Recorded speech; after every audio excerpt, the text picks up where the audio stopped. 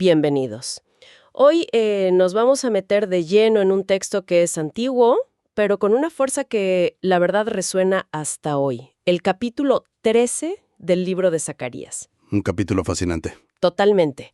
Las fuentes que tenemos para este análisis lo describen como un capítulo de casi limpieza profunda, un antes y un después.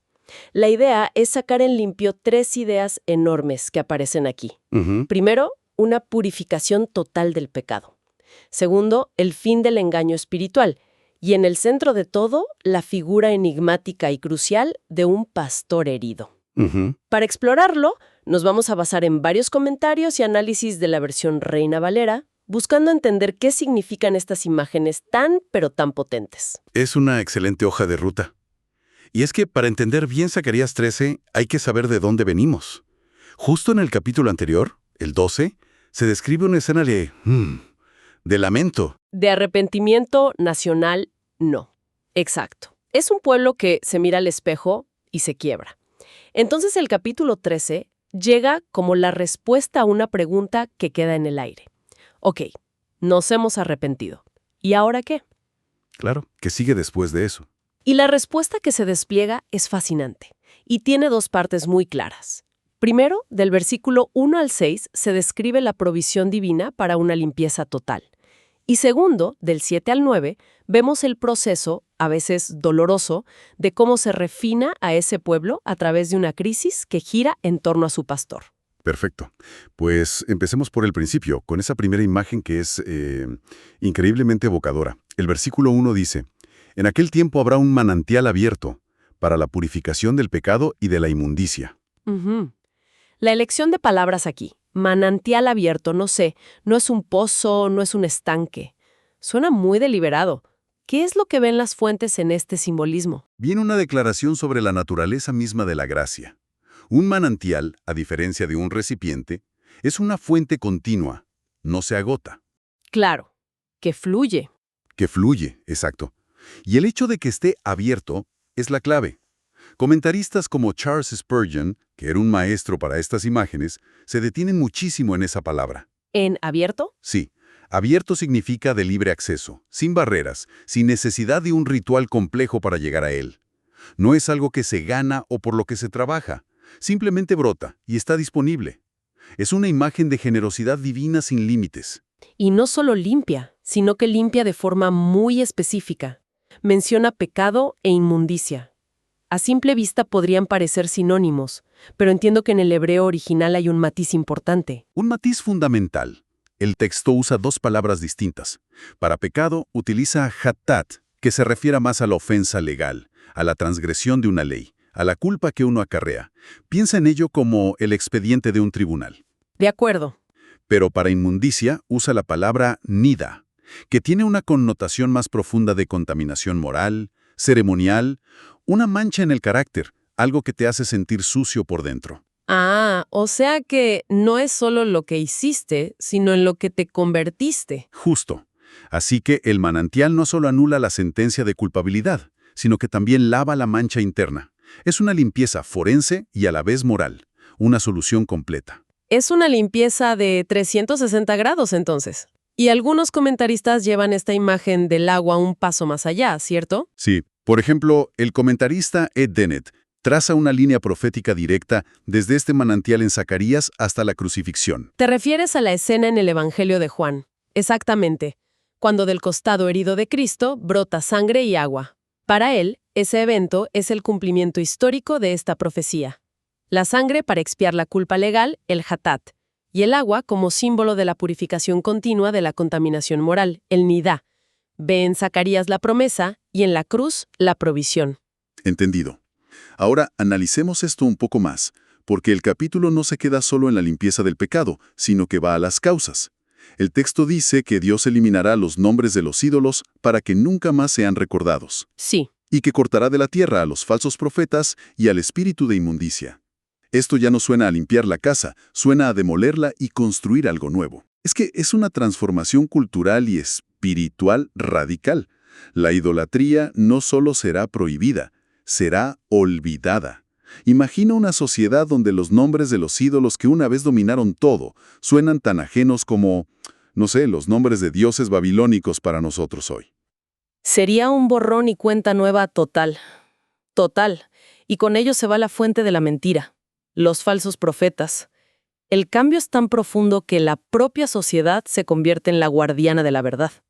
Y eso nos lleva a un punto que, hay que decirlo, es bastante chocante.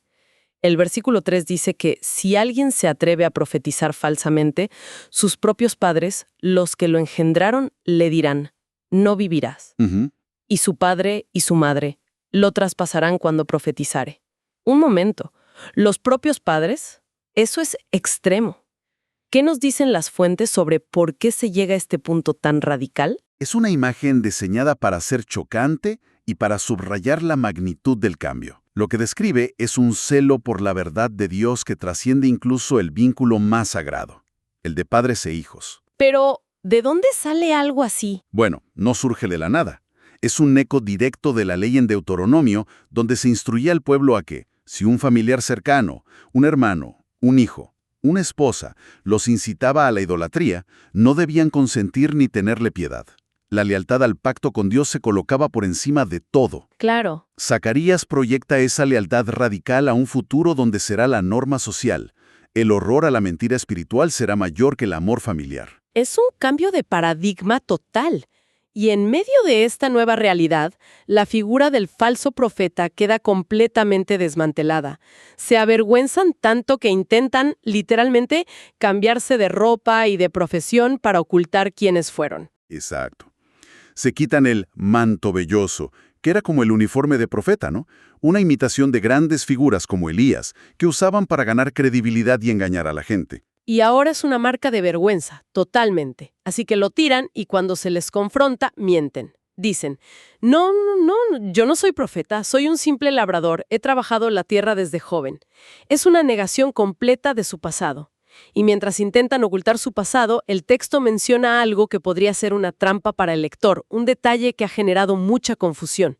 En el versículo 6, alguien le señala unas cicatrices y pregunta, ¿qué heridas son estas en tus manos? Ajá. A primera vista, esa frase resuena con otras ideas muy conocidas, ¿no es así? Resuena de una manera tan potente que, según las fuentes, ha sido uno de los versículos más malinterpretados de todo el libro. Es casi imposible para alguien familiarizado con el cristianismo no pensar inmediatamente en las heridas de la crucifixión. Claro, es lo primero que viene a la mente. Pero aquí el contexto es el rey. Los comentaristas, desde Calvino en la Reforma hasta exégetas más modernos como Adam Clarke, son unánimes y muy enfáticos en esto. La respuesta es un rotundo no. No se refiere a Cristo. ¿Y cuál es la base para esa certeza tan rotunda? El contexto que hemos estado construyendo. ¿Quién está hablando? Un falso profeta desesperado, atrapado en una mentira. Está tratando de salvar su vida. Está mintiendo. Según los estudiosos, es que sean cicatrices de prácticas de autolaceración, rituales paganos que realizaban en sus trances idolátricos, muy parecido a lo que hicieron los profetas de Baal en el Monte Carmelo. Ah, entiendo. Eran marcas de su devoción. Falsa. Exacto. Y la respuesta que da, con ellas fui herido en casa de mis amigos, es otra mentira. Es una excusa evasiva, como decir, esto no es nada, solo una pelea de borrachos con unos amigos. Está minimizando y ocultando su pasado vergonzoso. Detenerse a pensar en eso cambia por completo la lectura. Es un recordatorio increíblemente fuerte de cómo el contexto lo es todo. Sacar esa frase de su lugar es, como dicen las fuentes, un error garrafal. Sí, uno de los comentaristas llega a decir que aplicar este versículo a Cristo es algo que se escucha con horror. Vaya palabra. Exactamente esa es la palabra que usa, horror, porque la diferencia es abismal. Las heridas del falso profeta son una marca de vergüenza que intenta ocultar. Las heridas de Cristo son una marca de gloria y redención que exhibe. Son dos universos de significado opuestos. Y es fascinante cómo el capítulo nos pone esta trampa interpretativa, justo antes de dar el giro y presentarnos al verdadero pastor herido. Es una transición magistral. Totalmente. Porque justo ahí, en el versículo 7, el tono del capítulo cambia drásticamente. La voz de Dios mismo irrumpe con una orden terrible. Levántate, oh espada, contra el pastor, y contra el hombre compañero mío.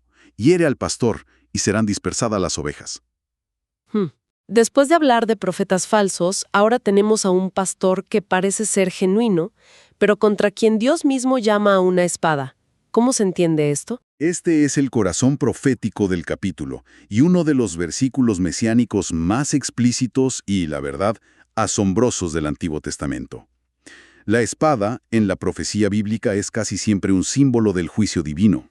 Sí, pero aquí lo extraordinario es que el juicio no cae sobre los enemigos de Dios, sino sobre su propio pastor.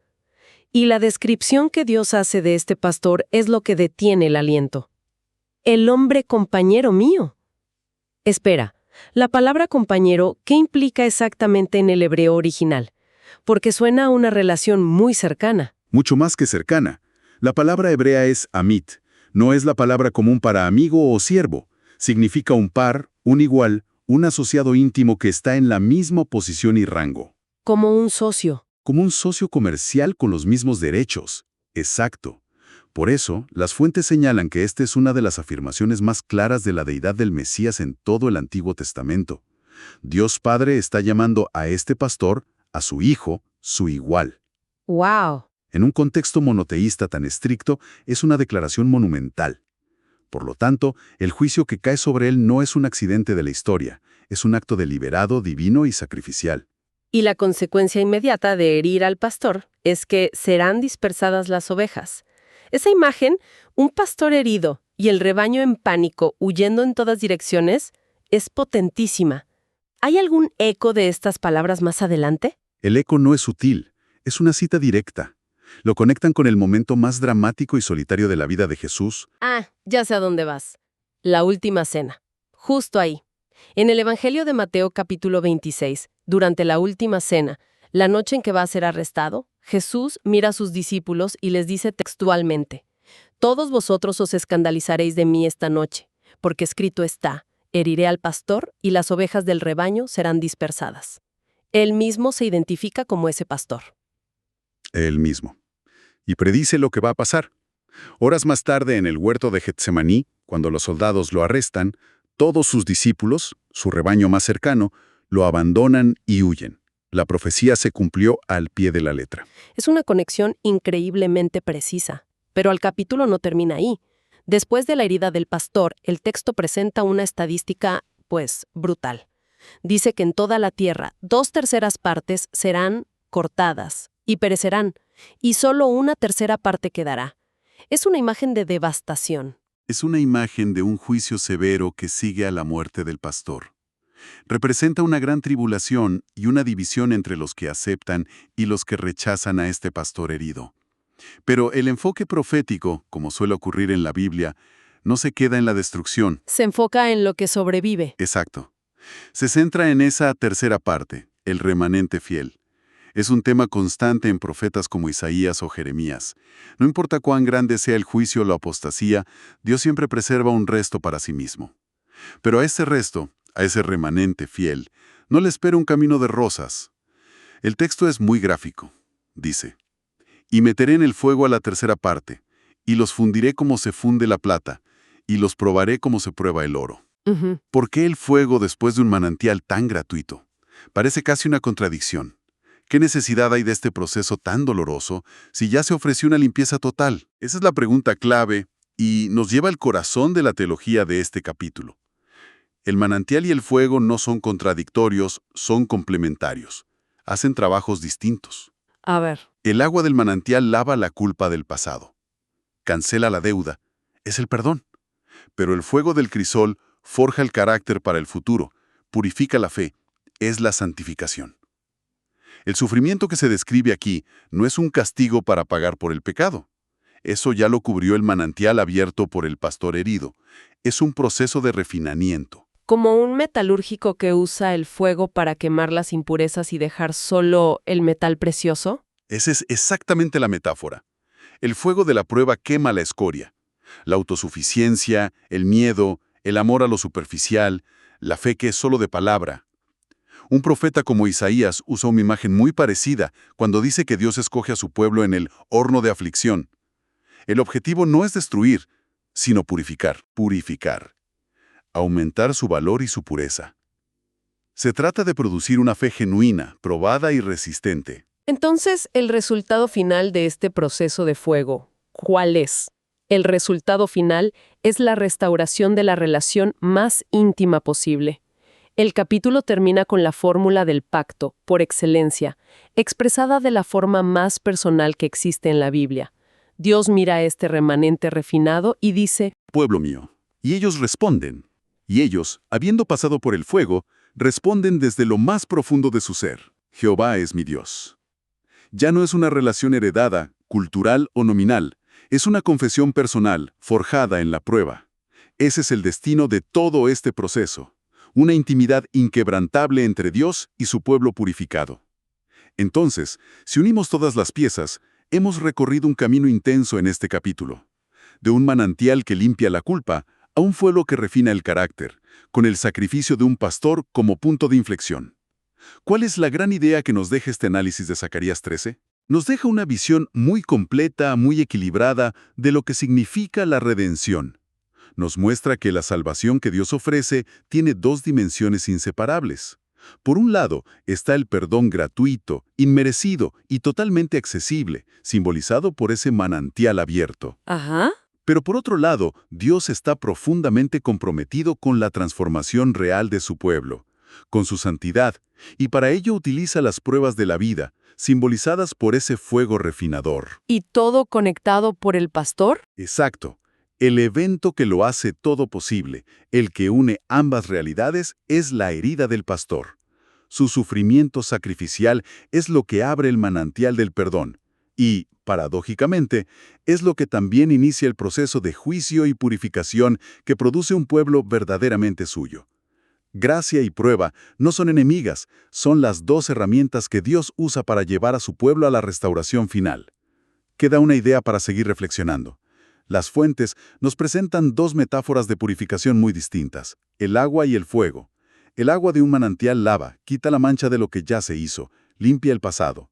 El fuego de un crisol forja, cambia la composición misma del metal para el futuro. Zacarías 13 parece decirnos que la verdadera transformación requiere ambas cosas. Necesitamos una limpieza que nos libere de nuestro ayer y un refinamiento que nos prepare para nuestro mañana. Una idea, sin duda, para seguir explorando.